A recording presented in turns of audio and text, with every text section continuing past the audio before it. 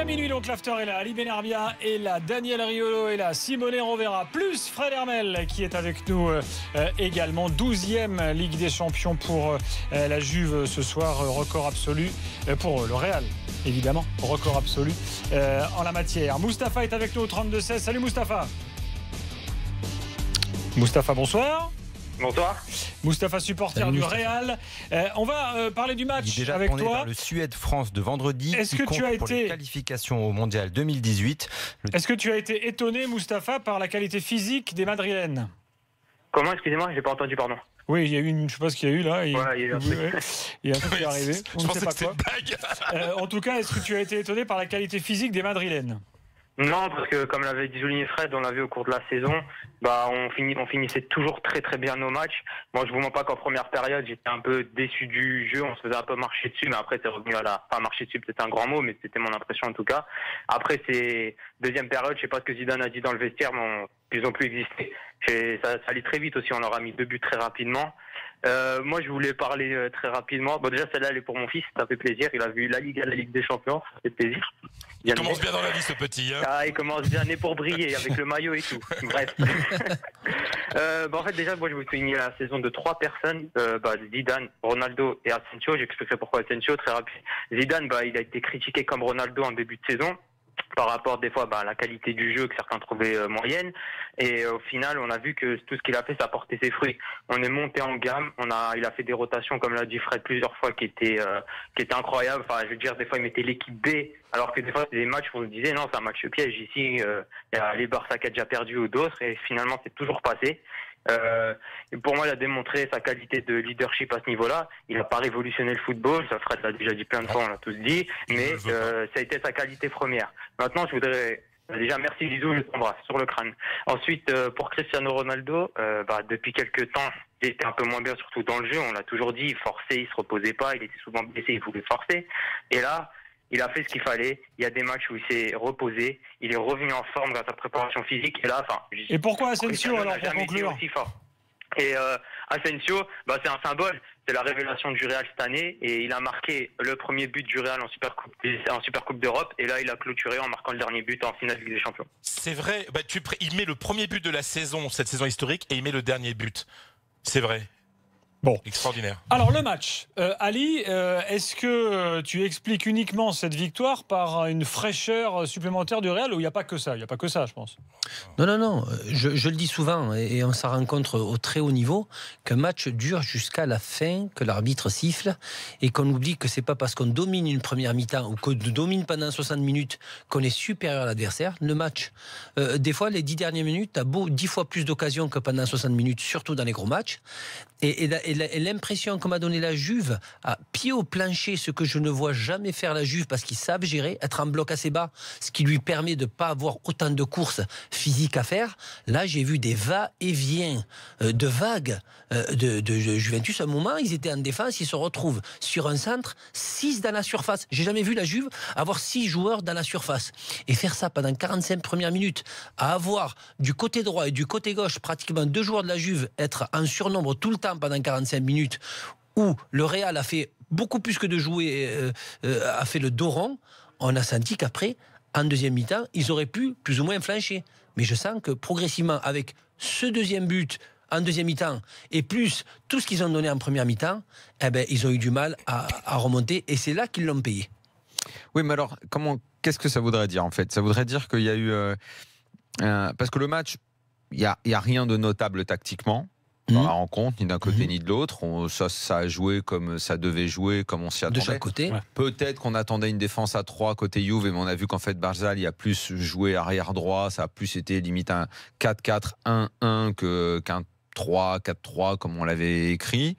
Mais bon, rien de notable. On s'est d'abord un peu neutralisé. Sur la première période, c'était... on va dire à l'avantage de la Juve, mais on peut pas dire que le Real se soit fait non plus défoncer, quoi.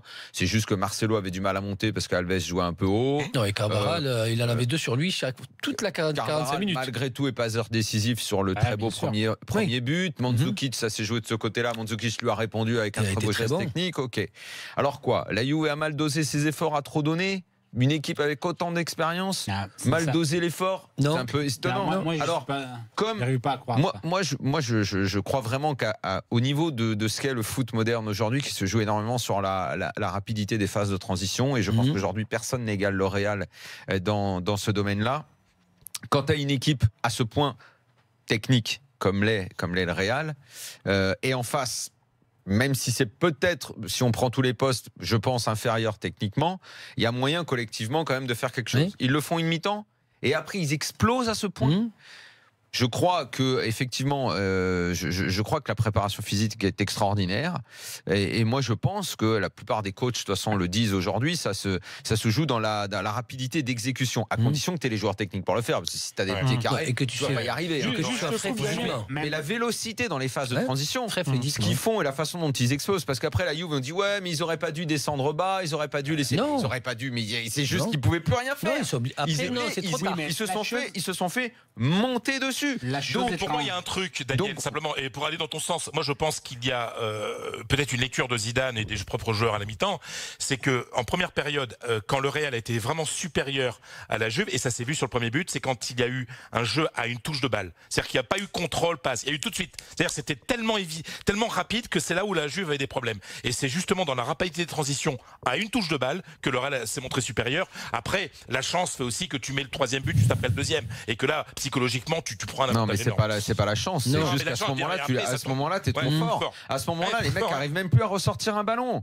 Et ça, je répète, moi, j'ai jamais vu la Juve se faire à ce point marcher dessus. Et ça, alors moi, tu vois, je savais pas ce que t'as dit tout à l'heure parce que je pensais plutôt que le Real était sur un modèle à avoir joué avec 15 joueurs maxi. Et avoir bien dosé. Mais c'est vrai qu'il y a tous ces matchs de championnat qui étaient importants. 9 changements. Voilà, que j'ai moins suivi, mais c'est vrai qu'à chaque fois, tu nous disais que parfois ça ressemblait à des équipes B bricolées. Et que, effectivement, au final, si ces matchs où tu as fait ça, en plus, ça ne t'a pas coûté. C'est plus qu'un pari gagnant. Attends. La Juve, depuis mars, depuis qu'elle a commencé à jouer les quarts de finale, a changé à chaque match au moins 5 matchs, chaque joueur. C'est-à-dire, c'est pas une chose qui a fait jouer avec les mêmes mecs. Ou alors, il y avait au moins, alors, je t'ai dit, au moins 5 joueurs entre chaque match. Il y a des mecs qui physiquement sont pas prêts comme ça. Dybala ce soir est décevant. Higuain, on sait que c'est pas un joueur à ce niveau-là. Non, niveau en dessous, il est impeccable. Il te met la valise de but, mais au-dessus, ça on l'a toujours dit. Ce soir, le seul qui fait quelque chose devant, c'est Mandzukic. Je dis pas seulement sur le but, parce qu'il va aussi prendre des fautes. C'est quelqu'un qui a énormément contact. Qu'on a vu beaucoup plus décisif, efficace dans les matchs d'avant. Ce soir, il n'est pas. Ouais, mais bien sûr, c'est pas cet adversaire-là. Mais quand on parle de changement entre première et deuxième mi-temps, la chose étonnante. Moi, j'ai dit que s'il y avait une Juve qui progressivement, deuxième mi-temps, perd du niveau, perd d'intensité. Elle a disparu. Là, du première minute, elle a disparu. La Juve a disparu. Et il y a eu un épisode que j'ai dit peut-être a changé quelque chose. C'est le moment où Bonucci prend cette ballon qui sort du terrain. Moi, à partir de là, j'ai vu un Bonucci moins précis aussi sur les relances, un Bonucci moins organisateur défensivement. Ils ont tous plongé, Bonucci, Chiellini, ils n'y étaient plus. Ils suivaient plus rien. J'ai dit, l'impression que c'est un petit tournant. C'est le moment où Bonucci sort du terrain et reste 1 minute, 2 minutes dehors du terrain. Je ne sais pas si c'est 2 minutes, peut-être un peu moins. Et après, il rentre. Et je pense qu'en ce moment, la Juve a perdu vraiment énormément parce que Bonucci c'est quelque chose de plus d'un défenseur, c'est le regista, les playmakers défensifs et à partir de là même les mouvements étaient beaucoup pires à niveau des comportements défensifs. Juste une parenthèse parce que juste sur BFM Sport là, sur RMC vous voyez pas les images évidemment par définition, mais sur BFM Sport on a des images en direct de Bernabéu où il y avait donc 80 000 personnes ce soir pour suivre les matchs sur les écrans géants donc voilà, on monte des images là, le stade est encore plein quasiment évidemment la coupe vient d'être mise. Le fait de jeu qui est plus important, on sait que cette équipe de la Juventus et avec Allegri, ils ont un plan de jeu qui suivent à la lettre et c'est très bien. Et cette équipe de la Juve, tant elle ne prend pas de but, elle a cette faculté psychologique à prendre le dessus sur l'adversaire. Et j'avais dit avant le match, si le Real ouvre le score et qu'il va y avoir des va-et-vient avec des espaces, c'est pas dans le plan de la Juve, alors que le Real a l'habitude de le faire. Et c'est pour ça que quand j'ai vu qu'ils ont égalisé au bout de 7 minutes après, mais que la Juve continuait parce qu'ils sentaient qu'ils pouvaient mettre l'accélérateur, Il fallait ce deuxième but. Et le fait de ne pas le mettre, ce deuxième but, ils ont puisé beaucoup d'énergie, et énormément d'énergie, parce que j'ai vu des vagues. Et je pense que ce n'était pas dans le plan et d'Allegri et de cette équipe de la Juve qui a cette faculté à rester à 0-0, même jusqu'aux prolongations. Et c'est ce qui l'aide psychologiquement. Après, la Juve qui n'est pas habituée aussi à être menée au score, se retrouve. Donc ils ont fait plus de buts ce soir que dans toute la campagne de Ligue des Champions. Après, moi j'ai dit, le match pour la Juve s'est terminé sur le but de Marcelo. Là, la lumière s'est éteinte. C'est incroyable. Après, les buts de Marcelo. Non, oui, de Casemiro. De Casemiro. Mais la frappe. Oui, il est chanceux. Buffon ne peut rien faire. Tout de suite arrive Cristiano. Non, mais il y a une constante. C'est le détail qui joue là. Au Real qu'on a vu plein de fois cette année en Ligue des Champions. La deuxième mi-temps. Pourquoi ils sont à ce point supérieurs en deuxième mi-temps? Rappelez-vous, Bayern. Même contre Naples, Bayern, même Naples. Dans les deux matchs. Qu'est-ce qu'il y a eu encore comme match? L'Atlético, Atlético, mais c'est vrai. Atlético, au début, rappelez-vous de la première mi-temps, rappelez-vous de la première période de Atlético. Le match retour aussi, tu peux dire. Soit ils sont mangés. Déjà que je trouve qu'ils sont monstrueux. Mais alors, si en plus ils sont capables de dire ok, vas-y, donnez tout contre nous première période. Je pense pas que ça soit ça, non, Daniel. Parce que alors là, ce sera encore plus. On joue avec vous. Non, mais il y a un petit truc. Je me permets. Les secondes périodes sont incroyables. C'est pas donner tout parce qu'ils concèdent à chaque fois des occasions, Daniel. C'est pas ça. Ils concèdent des occasions. Mais cette équipe a la faculté de faire le dos rond et d'être intelligente par des phases et à revenir. Et ça, c'est pas toutes les équipes qui arrivent à le faire. Non. Je suis désolé. Moi, j'ai jamais. Moi, je trouve que c'est formidable. J'ai jamais vu ça. Non, simplement, Ali, tu as tout à fait raison. Zidane lui-même le dit que ce qu'il aime dans son équipe, c'est qu'il est impossible de dominer un match pendant 90 minutes et que quand tu as un petit coup de moins bien, quand l'adversaire est donc en gros, vous êtes en train de dire qu'il ne faut pas qu'ils prennent 2 buts dans la première période parce que s'ils les prennent. Non, mais ça, c'est toutes les équipes. Non, ça, c'est parce que si la Juve. Non, mais non. Daniel, la Juve est aussi costaud qu'elle est à prendre 2 buts en première période. Alors, je te dis même pas, elle disparaît complètement. Ils vont en mettre 6. Le Real, c'est faire le niveau. La Juve menée au score. Après, on ne sait pas. Non, mais c'est pour ça. Les plans de la Juve, c'était comme face au Barça. À l'aller, au retour, face à Monaco, ça a un peu changé parce que Monaco a démarré très fort sur les premières 10 minutes, après disparu. Mais les plans de la Juve, je l'avais dit, c'était de partir fort. Elle part très forte, elle a des occasions. Le Real marque sur la seule montée de sa première mi-temps, presque, on peut dire. Exact. Il n'a pas fait grand-chose à part les buts. Et la Juve, même avec des occasions un peu derrière, pas très franches, mais combien de frappes ils ont à la limite de la surface, qui sont détournées et ne rentrent pas. La frappe de Casemiro est détournée et rentre. Quand tu parles de la Juve n'a pas eu la chance de mener au score. Sinon, quand tu parles de la seule occasion au début du match que la Juve dominait. Pas les 45 premières minutes. Parce qu'après ce but-là, même quand ils égalisent, le Real a des occasions. Non. Pendant les 45 premières minutes. Si. Ils en ont pratiquement autant que la Juve. Non. Il fait 2 arrêts. Navas, qu'est-ce qu'il fait? Il fait 2 arrêts. Alors, j'aimerais. Buffon, en fait. Tu nous as souvent parlé.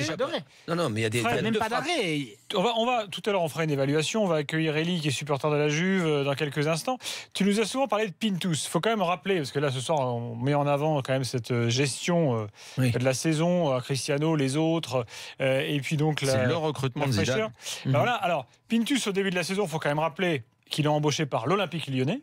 Rappelez-vous, il y a dommage, ils auraient pu gagner l'Europa League. Et qu'il quitte l'OL avec perte et fracas. D'ailleurs, Jean-Michel là, c'était en furie, rappelez-vous, l'été dernier. Parce que Pintus, ils étaient en stage à la montagne, je sais pas où, là, à Lyon, où ils vont d'habitude à Tignes, je crois, bref. Et Pintus se casse en disant, bah ouais, mais le problème, c'est que le Real me propose un CDI, donc je vous plante et je me taille. Ah ben, c'est très bien ça. Donc finalement, c'est peut-être ça le recrutement de l'année, Fred, alors. Parce qu'on n'a jamais autant parlé de cet impact physique que lors de cette finale. Non, parce que en fait, en Espagne, on n'aime pas trop travailler avec la balle, etc. Et Daniel l'autre jour me dit, mais sans ballon, tu veux dire? Oui, je veux dire. Daniel me disait, mais Zidane, il est italien. Je dis oui, il est italien parce que lui, il considère qu'il faut beaucoup travailler au mois d'août, au mois de juillet-août. Et c'est vrai que ça a été dur. Marcelo, par exemple, Zizou m'avait raconté que Marcelo avait au début de gros problèmes avec la méthode Pintus, parce que c'est un Brésilien, parce qu'il aime bien jouer à la baballe, etc. Et que le jogging qu'il lui mettait, tout le travail physique qu'il mettait, etc. était un peu dur à supporter. Mais que peu à peu, Pintus, en plus, comme c'est un mec intelligent, il a réussi à se faire accepter. Et à faire trouver du plaisir dans certains exercices que les joueurs avant qu'à premier abord n'aimaient pas trop. Et après, quand les joueurs ils se sentent bien physiquement, ils disent bah finalement le mec il est pas mal. Après ils ont remis un petit coup juste après le mondial des clubs, après les vacances de Noël. Ils ont fait 3-4 jours de gros travail physique qui leur a permis de travailler et puis d'être bien physiquement. Moi je vais te dire, 3-4 jours de travail physique début janvier, c'est pas ça qui fait que fin mai, début juin. Fantastique. C'est plus la gestion de l'effectif pendant l'année. Les deux. Le travail physique plus le fait d'avoir fait beaucoup tourner. Il s'est obligé, Zidane, à les faire tourner. Des fois même, j'étais un petit peu surpris que dans des matchs plus ou moins importants, il y ait autant de joueurs et autant de jeunes. J'ai jamais vu autant de jeunes jouer. Vasquez, Asensio, assez souvent sur le terrain. Alors après, on va pas enlever du mérite. Zidane fait ça parce qu'il sait qu'il a les joueurs pour le faire. Parce que si Zidane n'avait pas un effectif comme ça, peut-être qu'il ferait moins tourner. Non mais là aussi, je vous dis, c'est un pragmatique ce mec. Il a des bons joueurs. Il pense que ces joueurs peuvent gagner à la Corogne, gagner à Las Palmas, etc. Le championnat espagnol n'est pas facile non plus. Hein. Ben non, c'est pas facile. Et en fait, Zidane ce soir, je vous promets de me croire, gagne la Ligue des Champions parce qu'il a gagné la Liga, parce qu'il a préparé la Liga.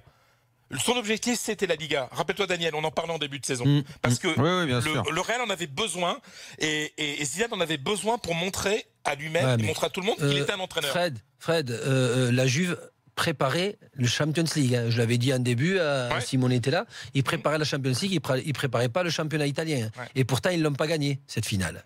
Oui, mais parce que le Real a préparé un championnat, il a gagné un championnat qui est aussi une compétitivité, et bravo à Daniel d'en en parler, la compétitivité de la Liga fait que le Real s'est souvent retrouvé dans la situation de ce soir. Moi, j'ai pas eu trop peur quand j'ai vu la Juve au début un petit peu défoncer le Real, parce que le Real, quand ils vont dans n'importe quel club à l'extérieur, ils se font attaquer comme ça, même à Las Palmas, même à même à Vigo, et donc ils ont l'habitude de faire le dos rond dans des débuts de match et après d'imposer leur technique et leur puissance physique. Donc après n'est pas s'il vous plaît Las Palmas à la Juve parce que là écoute non Fred, mais non, moi je comprends là c'est plus fort etc. mais tu parles quand même d'un club qui a joué tous ces finales des champions. Je te parle de cas de figure. Ah ouais, t'as raison. Je te parle de cas de figure. Il y a Kevin Prince donc Boateng, Las Palmas, putain, Cressé en boîte, ils doivent cartonner les deux. Cressé, Boateng, ils doivent cartonner. Oh là là. Ce que j'ai compris, d'aller faire un reportage là-bas. Les touristes allemandes, ça doit jongler. Ce que j'ai compris en fait, c'est que si la Juve dans le championnat italien avait une grosse équipe de Milan, une grosse équipe de l'Inter, une grosse équipe que ça joue beaucoup. Ça joue énormément. Là, et le Real, Daniel, ils ont Barcelone aux fesses et l'Atlético. Oui. Après, tu peux dire que ça te pompe aussi beaucoup d'énergie, surtout sur les fins de saison. Complètement. Mais tu as l'habitude du haut niveau. On le voit on en parlait, Daniel, avec le Paris Saint-Germain, dans le rythme de jeu. C'est une autre chose quand même. Maintenant, je ne veux pas réouvrir le débat Serie A. Tu as Naples, qui est une équipe qui a mis aussi en difficulté le Real Madrid. Tu as la Juve qui a gagné ses championnats avec 91 points. Et Real, et Roma et Naples ont fait plus de 85, 86 et 88, si je ne me trompe pas. Mais c'est aussi parce que la Serie A progresse que tu te retrouves avec la Juve en finale. Bien sûr. Je signale que le foot italien avait un peu disparu. C'est pour ça que j'ai dit les comparaisons entre 2010 et 2015. Malaga, Las Palmas, Osasuna et la Juve. Non, et là, c'est pas ça. C'est pas sérieux. C'est pour ça. C'est aussi pour ça. Il n'a pas cité Osasuna. C'est moi qui ai rejeté Osasuna parce qu'il y a Salvatore qui est mon ami. C'est aussi pour ça que le football italien revient un peu sur le devant de la scène et qu'on en reparle. C'est peut-être aussi pour ça que Monaco fait demi-finale de Ligue des Champions parce que la Ligue 1 cette année a été compétitive. Tout ça, c'est positif. Après que le foot espagnol soit encore devant, ça c'est pas, on le dit depuis 10 ans, la majorité des titres sont pour la Ligue Europa. Il y a des périodes comme ça. L'Italie, les années 90, c'était injouable. Là, les Espagnols sont injouables. Voilà. Alors, c'est une période. On va accueillir Elie au 32-16. On ne peut pas savoir ça. Et juste avant Elie, on voit des images sur BFM Sport de la fameuse place à Madrid, la Plaza des Cibeles, où le Real fête ses trophées. Qu'est-ce qui va se passer ce soir là? Ils attendent les joueurs. Qu'est-ce qu'ils font là? Non, mais non, parce que c'est les joueurs. Rien se passer. Ils ont l'habitude. Ils vont rentrer à la maison. C'est demain. La fête, c'est demain. S'il vous plaît, Fred, vas-y. Parce que en fait, ça fait un long voyage quand même depuis Cardiff. Depuis Cardiff. L'an dernier, c'est arrivé à 6h du mat. Le temps temps d'arriver avec ça. Donc c'est trop compliqué parce qu'il y a tellement maintenant les télés, etc. Qu'en fait les gens vont faire la fête ce soir à Cibeles, mais c'est demain qu'il y aura le défilé des joueurs et visite à la mairie de Madrid et à la communauté de Madrid pour offrir le titre. Et puis Ramos, le capitaine, et Marcelo, le capitaine adjoint, iront mettre la fameuse écharpe du Real au cou de la déesse Cybèle. Tiens, juste une autre image, on voit Zidane avec toute la famille, là, ses 3 fils et sa femme qui sont pris en photo là, par les photographes à Cardiff. Hein. Donc les joueurs sont encore... Il y en a certains qui découpent les filets pour regarder un morceau de filet en souvenir. Mais ça, ils font souvent ça, les joueurs du Real. Je sais pas si ailleurs on fait ça. Ça se fait plus au basket, ça, en général, où tu vois, c'est la tradition de Cardiff qui va envoyer la note. Millennium. Voilà. Allez, Eli est là au 32-16. Salut Eli. Salut Gilbert. Salut Eli. Eli, supporter de la Juve. Salut Fred et salut Simonet. Simonet, t'inquiète pas, t'es pas tout seul. Hein. Ce soir, il est un peu seul. Hein. Alors, comment t'expliques cette deuxième mi-temps turinoise, Eli? Justement, je sais pas comment l'expliquer.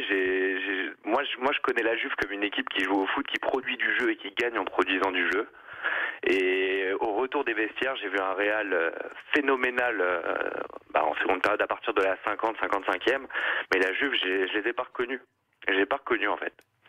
Vous avez dit tout à l'heure que c'était peut-être les questions physiques qui ont joué, mais moi par exemple, je prends l'exemple de Dybala. Moi, Dybala, même en première mi-temps, c'est le seul joueur de la Juve que j'ai pas trouvé bon.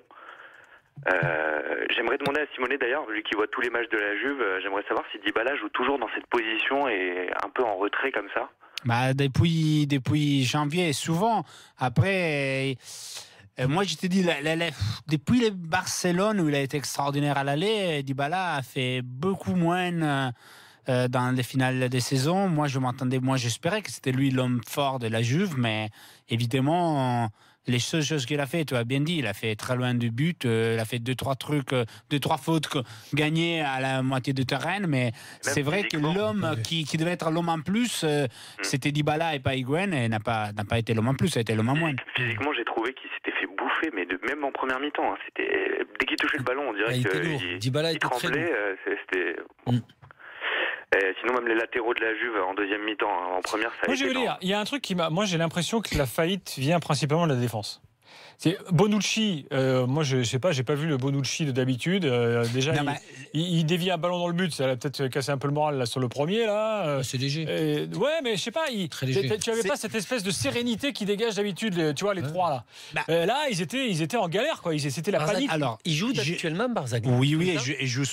Depuis Monaco, il a repris à jouer avec un certain continuité. Il veut avoir les 3 derrière, c'est un peu. Et surtout, il a joué quelques fois cette année de côté droite, latéral, avec c'est peut-être la fin d'une époque, hein, la Juve, là, avec ces 3-là ce soir. Hein. Peut-être, mais la Juve a déjà préparé l'avenir. Avec Barzal, oui, les 2 autres. La chose intéressante, à mon avis, sur laquelle je suis très d'accord avec toi, je ne pense pas que c'est Bonucci, celui qui a manqué, c'est Chiellini, qui toujours, tu les vois guerrier, qui va râler, qui est méchant, qui avait dévoré Suarez à un certain moment, même il avait les râlés sur Suarez souvent face au Barça. Il ne l'a pas fait aujourd'hui. Et là, tu te vois qu'il est moi je le trouve très coupable sur les premiers buts de Real Madrid, parce qu'il ne sait pas sur qui aller, c'est sur Carvajal ou sur Ronaldo. Au final, il reste entre les deux, et il est un peu perdu.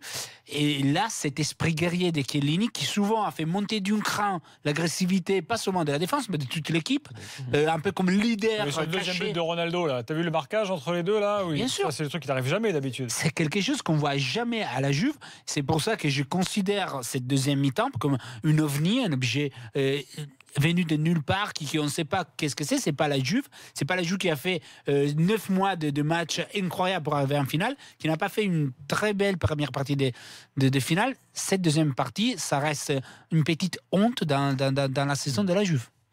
Eli, tu veux rajouter quelque chose? Oui, une toute petite question encore, une toute petite. Hein. Sur la frappe, c'est anecdotique, mais sur la frappe de Casemiro, est-ce que c'est normal que le défenseur tourne le dos au tireur? Normalement, on donne pas les fesses. Hein. Normalement, non, parce que... ça dépend, quand on est bourré, puis... Oui, mais ça peut arriver de toute façon. Ça. Oui, bon, Ouais, c'est anecdotique. Après, il faut cadrer. Et Casemiro la cadre. Après, les détourner. Tourner le bah, cul, ouais. c'est jamais bon. Hein. C'est- Ah, je bah, sais la même pas mise, si c'est la cadré mise cette dans fois. la Il poudre, pas touché. Hein. Non, les cadres. Il a une Si, elle est cadrée. trajectoire Non, elle est cadrée. incroyable. Elle est cadrée, mais là, Buffon aurait. Non, mais il y a quand même des buts où tu as des circonstances. C'est tout pareil, hein. Bonucci, il dévie le premier. Khedira, il dévie, c'est le deuxième. Casemiro. Ouais, c'est Kadira. Mandzukic, ce qu'il fait, bon, bah, il tente un truc. Non, mais il bien sûr. bénéficie quand même Non, de là, par circonstances. contre, non, c'est exceptionnel. Non, mais c'est L'action c'est une super action. Les deux premières actions sont Enfin, magnifiques. il y a le geste qu'il fait avec un retourné lobé, exceptionnel. il faut que tu bénéficies quand même des circonstances pour le mettre. Ouais, D'accord. Mais à ce niveau-là, Un coup de cul. et il veut le faire. Comme de C'est pas de cul. la chance. C'est Non, mais celui un de Kedira qui Non, mais- détourne totalement Il fait Buffon. contre la poitrine, Mandzukic. Attends, je m'explique. Il veut la mettre. Je te prends un exemple que tu vas comprendre. Tu prends un retourné acrobatique Amara Simba. Ouais. Tu vois, puissant, geste maîtrisé, Ouais. fort.